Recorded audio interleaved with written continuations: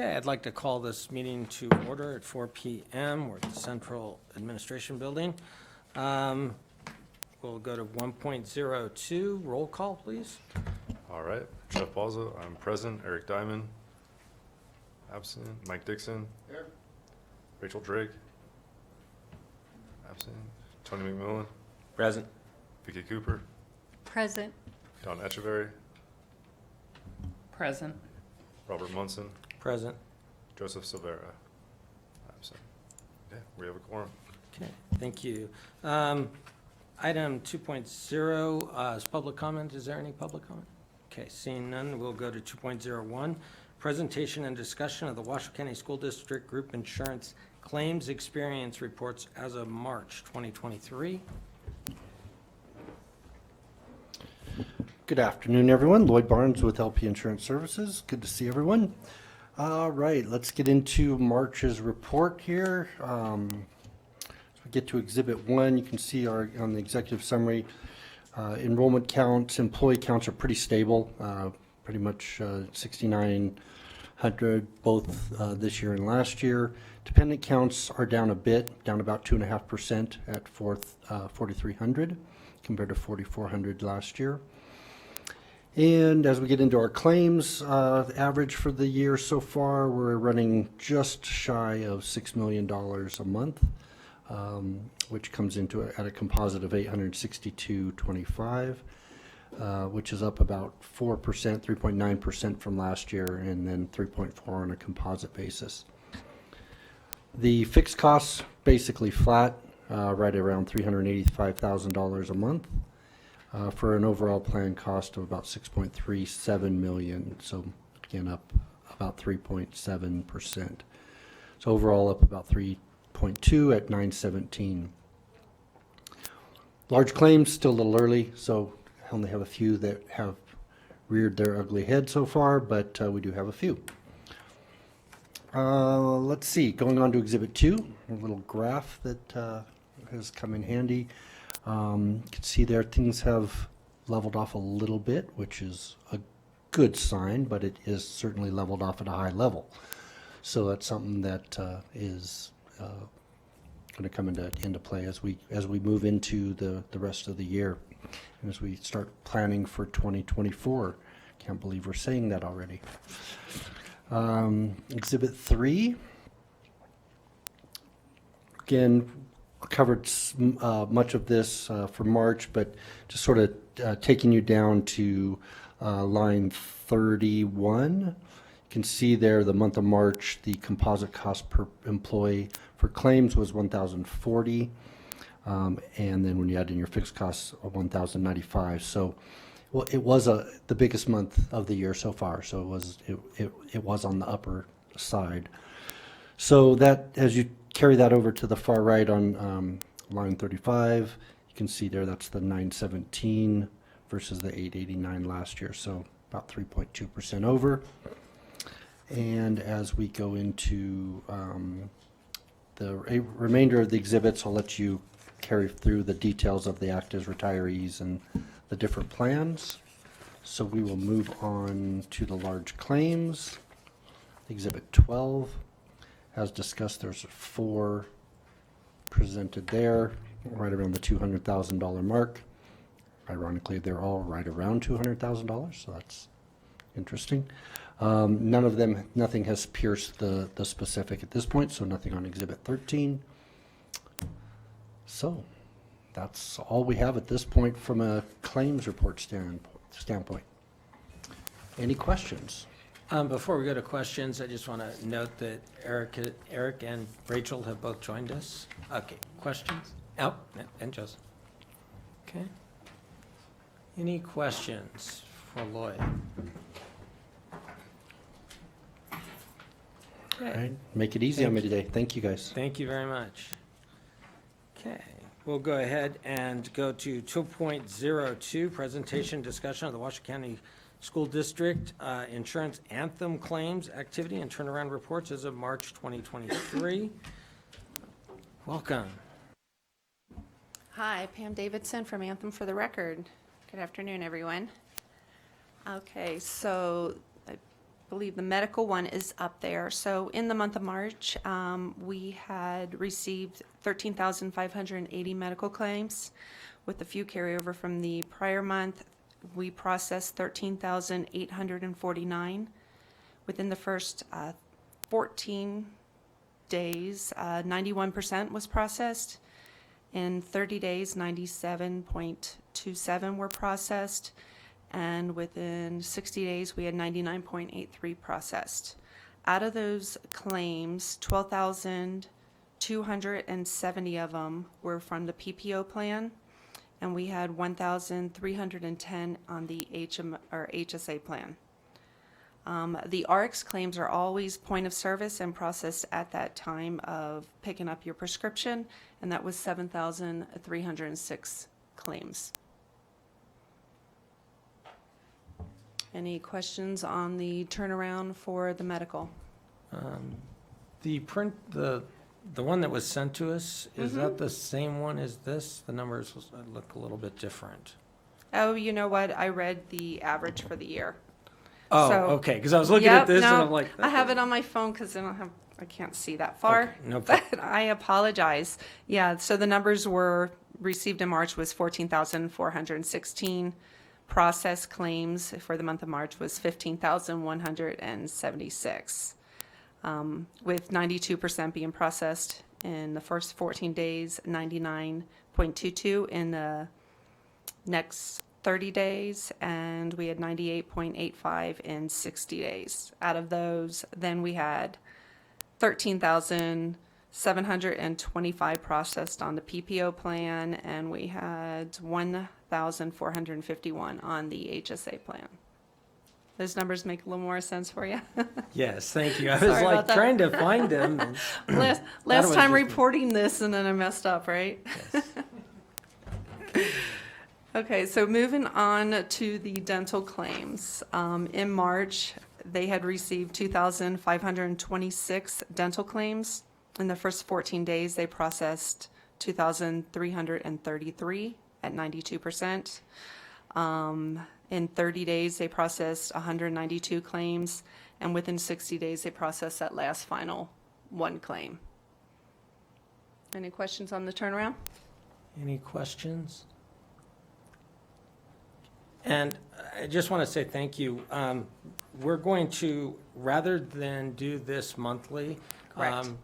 she's going to be we're going to be getting these as a written report each month, and then quarterly she'll come in and go over them. However, if you look through it and there's something that is questionable or something we have questions about, we'll be able to get those questions answered in the interim. We don't have to wait. So monthly, we'll get them in email, and then quarterly, when we do the other stuff, she'll come Correct, in. correct. Thank you very much. I appreciate it. You're welcome. Okay, 2.03, presentation and discussion of the Washoe County School District Group Insurance Wellness Program Report to cover the current events and programs as of March 2023. Welcome. Hi, everyone. Mackenzie Howren for the record. So for our first update, we have more information on our CompPsych utilization report. So the first table here is what we presented in the February meeting. And so the next two charts dive deep into the 2022 number for telephone and email access to our EAP. So the primary issue presented for the 247 members who reached out, the number one issue was partner and relationships, and then the next three are pretty closely related with stress, anxiety, and psychological issues. For the people who did reach out, the most common way that they received services was face-to-face. Next would be telephone and video. Do we have any questions on those follow-ups? Since we have new people on the committee, could you briefly just talk about what CompPsych is just really quickly, and the services that they provide? Because I don't know that everybody on the committee knows that. Sure. So CompPsych is also called Guidance Resources. So if you see those two names, it's the same thing. But Overall, it's our employee assistance program, which provides most commonly what they reach out for is the 3 free counseling sessions that they're provided. But there's also a lot of other resources available through guidance resources, like a work-life balance solution, financial and legal guidance, and also a tobacco cessation program. Any Thank you. questions about that? No? Okay. Oh, yes, there is one, Oh, sorry. go ahead, So Jeff. I don't have a question. I just want to say thank you because I asked for the breakout at the last meeting, and this is good data to have. So thanks for doing that. You're welcome, Jeff. Right now, our Spring Step Challenge is active, and we have 112 teams participating, and we have a total of 375 participants. Next month, our Healthy Habit Challenge will be May 8th through May 14th, which is also Educator Appreciation Week. But the Healthy Habit Challenge is Emotions and Decisions Challenge. And we will be hosting 2 wellness webinars in May, Coping with Compassion Stress, and then Counseling and Therapy Demystified. All right, any questions for me? Okay, thank you. Okay, thank you very much. Okay. 2.04, presentation discussion of waiver of contribution and potential changes for plan year 2024 for presentation and discussion only.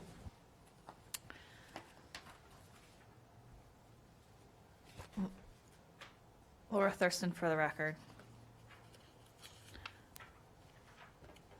Sorry, there's supposed to be action on this, but we will do it next time. We'll discuss today. That's okay. We have time. Okay, so we passed out the page of the waiver of contributions from the PPO plan document.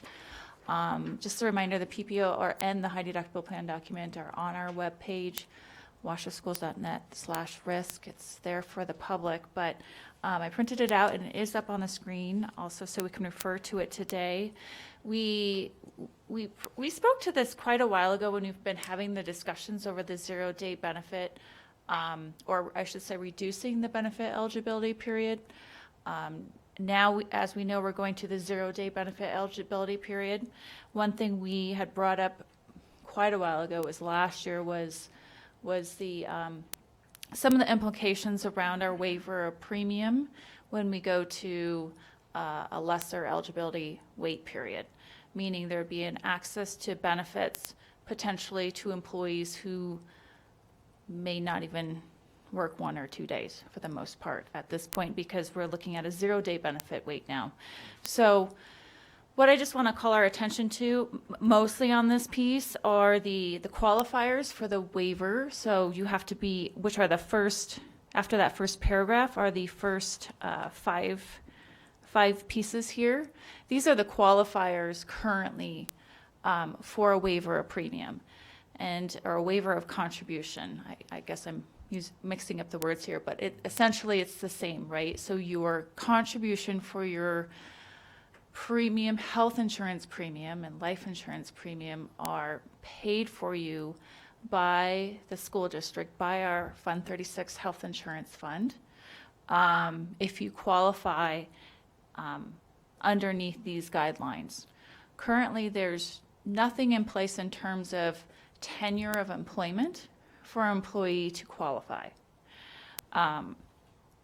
With our 90-day wait, we had a smaller buffer, right? We had a 90-day buffer at least. Someone has to be employed until they have benefits, and then potentially, if they met all of these items here, they could qualify for a waiver of contribution. Therefore, they have an option, they have the ability to potentially qualify for up to a full 12 months of contributions. So that would mean that the district is paying for a member's premiums. That member would be on a leave of absence. They would not be paid, and they would not be working at that point in time.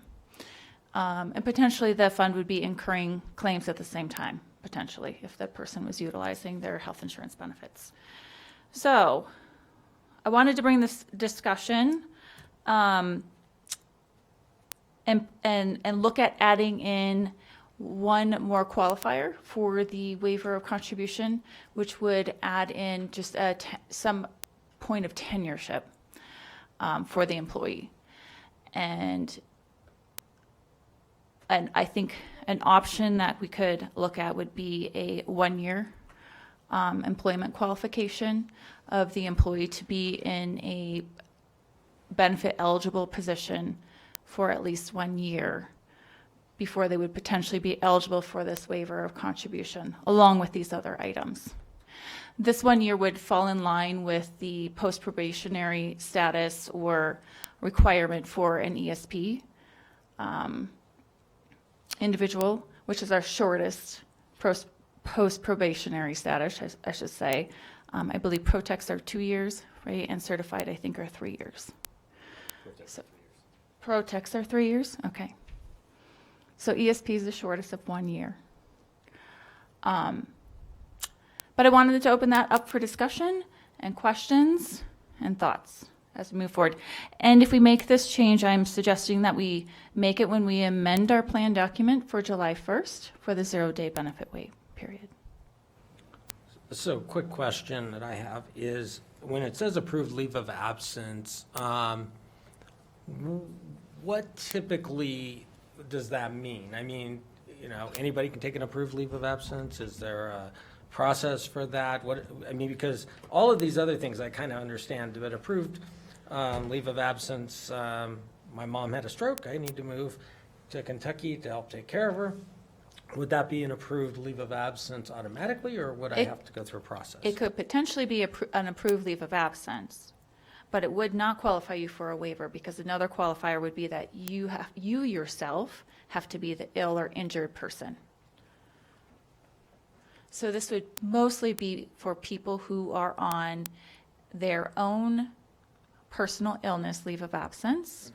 They may have qualified for FMLA, they may have not qualified for FMLA. If they're currently under FMLA, they wouldn't need a waiver of contribution. We do have individuals in our district, mostly our 9, 10, and is it 11-month too, that do not qualify for FMLA? Do either one of you know? The 9, 10? Just 9 and 10? Okay. So they don't work enough days to qualify for FMLA under federal guidelines. So those individuals would never qualify for FMLA, even though they work maybe the full school year with us. So when they go unpaid, generally what happens when you go unpaid is you do lose your health insurance benefits. You are referred to COBRA. In this circumstance, if they qualified, if they had their own leave of absence for their own illness and qualified under these other indicators here, they could potentially have a waiver of contribution. Other questions, comments, or discussion? Question. Rachel? So we have been functioning under basically a 90-day tenureship requirement for this option. So an extension to a full year of work is actually a major change and almost seems like a step backwards. So I realize there's no question in there, but just point of discussion perhaps. Go ahead, Eric. What's the basis of this document? Is that to waive the contribution of the district placing its contribution into the health insurance fund? Is that what the root of this document is? So the district pays for all of our contributions as an employee only, right? So that moves from Fund 10 or whatever fund that your salary is being pulled from. So if you're a grant-funded employee, that would be pulling from grants. If it's SPED, it would be pulling from SPED. The majority of employees are pulled from Fund 10, right? So that contribution would still be pulling and being paid from the district into Fund 36.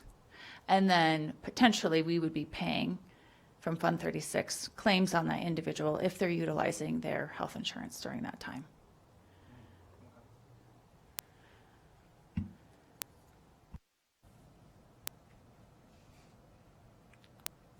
So I guess the concern is that, somebody doesn't come, they work for 3 days, they go off, and we pay for an entire year of their health benefits, even though they've worked 3 days in the district, and I get that, but I also kind of understand what Rachel's trying to say, is that we've done that typically after 90 days automatically, and so I don't see why we would need to go to necessarily a year. Why not just consider as a committee doing the 90 days? So you get your health benefits up front at day one, but you can't apply for a waiver unless you've worked for the district for the 90-day period. And after the 90-day period, if you went out, then you could apply. So I think that's kind of what I'm thinking. I don't know. Other discussion? Last time we talked about this, we weren't able to access some solid numbers on how many people that this actually impacts who are in their first year of employment. Do we have those numbers now? In terms of first year of employment, I think we'd have to look at that. But I can tell you that currently we probably average around 8 people on a waiver per month. And we can dig further into first year numbers. I'm not sure off the top of my head. And it would be the same 8 people not a new 8 people every month. You know, right? it really ranges. Some people only need a waiver for 1 month and they come back to work. Some people are on a waiver for a full 12 months. So and there's no really rhyme or reason because it's dependent upon that person.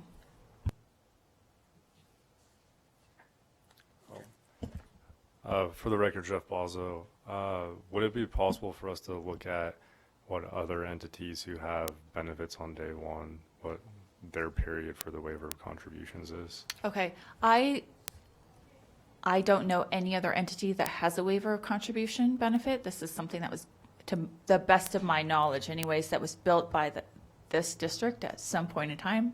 I don't know, Lloyd, if you have more history on this than I do. Okay, he doesn't. So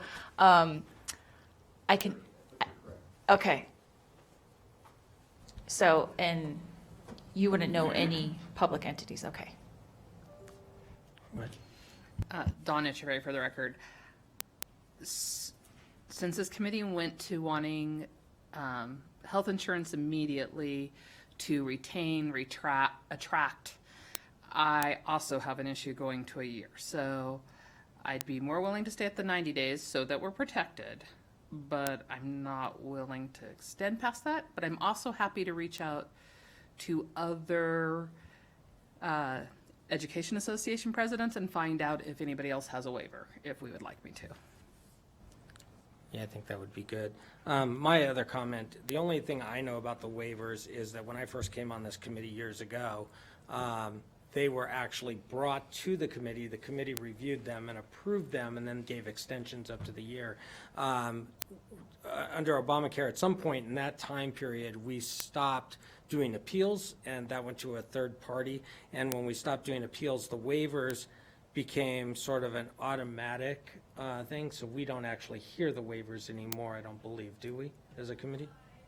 No, the waivers are approved through the risk management department based off of these qualifiers right here. So that was the only change, the only thing I've known about the waiver changes over the years. So. Any other discussion? Go ahead, Jeff. For the record, Jeff Balzo, so if we didn't have a waiver of contributions, then employees who went on this type of leave wouldn't be eligible for health insurance? Is that how that works? As long as they initially qualified for their benefits and took their benefits, and I believe according to the plan doc, without having the language up there, you basically have to work 1 day, right? And potentially that will, I mean, that's with the 90 days currently, the current language, excuse me. But you have to work that, your first day of work, let me put it that way, your first day of work. So you would then be eligible for benefits. You would have your benefits on your first day of work. Let's say you went out on leave the next day, you weren't paid, you lose benefits once you're unpaid. And you did not have this available to you, you're referred to COBRA. Under your COBRA rates, you are eligible for our health insurance still, you be paying the full premium. Thank you. Mike Dixon. Maybe I missed a couple of things. So with the criteria right here, the third bullet, no income other than workers' compensation benefits, is this focusing on people who are on workers' compensation? No. Help me They clarify could, that they part. could potentially be, and occasionally we have someone, but I would say the majority of our people on a waiver are not workers' comp employees as well. So you're getting income from the school district or workers' compensation? That's the clarification? You should not be receiving any income Right. unless it's workers' comp benefits income, if that clarifies for you, yeah? Yeah, that does. Okay. And then my second question, sorry if I missed it, about how many people a year access this? Or approve for it? Like, is this Well, it's about 8 average per month, so what are we looking at, 90, 100-ish? That's fine. Okay. Yeah, thanks. Eric? Eric Diamond for the record. Just as a general statement to my other board members, I kind of find this document a little bit hard to process and take in, only because the language on it is pretty open. I have to say that when I think about the officers and the officer corps that goes out to work, of course, we're in the business of education, but within the law enforcement realm, my officers go out all the time and could very easily become subject to a waiver like this, being hurt seriously on or off the job. If they're new, they're not going to have any sick leave or vacation, and they may only be on workman's comp and won't have an approved leave of absence. And again, the language that's in here too, under the last bullet point, having a reasonable prognosis of returning to full employment, I think is very, very general. And so it's not outright opposition to the document, but I'm not exactly excited about it. So to your point, Eric, I'll see if I can make a little clarification in that. If you're hurt on the job and you qualify under workers' comp benefits, you will be receiving a paycheck. Therefore, you'll be receiving your regular health insurance benefits as well. So if you were, for example, and I won't get too much into workers' comp, it's not really my area, so I don't want to speak to it too much. But if for example, you were hurt on the job and you were offered light duty, which a large majority of our workers' comp employees are, and a large majority can work light duty, they would continue to be paid, and they would continue with their health insurance, just like any other employee. So it would be if they, for some reason, they refused light duty, they just said, no, I don't want to do it, even though potentially they could, and then therefore they weren't paid, type of thing. So like I said, it's rare that someone who would be hurt on the job would would need a waiver. Okay. Now, if they were hurt off the job and then they needed a general leave of absence because they were sick or they had a disease come up or something like that, then potentially those are the people that we see who are utilizing the waiver. Does that help? Okay. I appreciate Okay. the clarification. And I do understand that yes, and obviously we don't want to get too into the weeds or in the specifics of workman's comp, but I do have a specific employee within my ranks that would qualify specifically under this, and that I have a concern over this.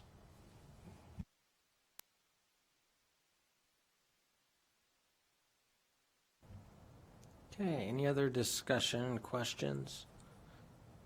So that's not an action item this time. Will probably be on the next agenda as an action item. We can discuss it further then. So if you have questions or thoughts on it, you can sort of think about it between now and next month, or next meeting. Any final? Okay, yeah, so I'll put it on for action, and I will, Don, you want to know, no, Rachel, sorry.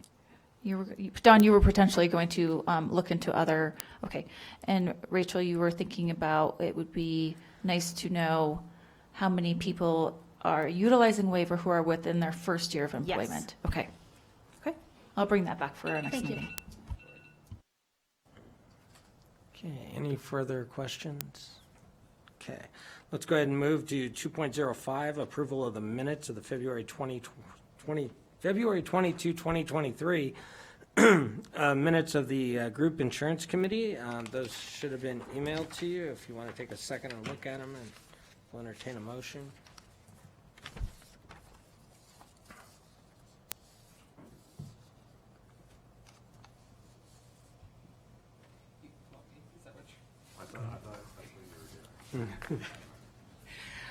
I move the approval of the minutes. Dawn Echeverry. Jeff Boswell, I'll second. Okay, it's been moved and seconded to adopt the minutes as presented from the February 22nd, 2023 meeting. All in favor, please say aye. Aye. Aye. All opposed, say nay. Okay. Closing items. First closing item, 3.0. There's seeing no public comment. Okay, then we'll move to 3.02, announcement of the next meeting. The next meeting is May 24th, 2023, here in the central office building.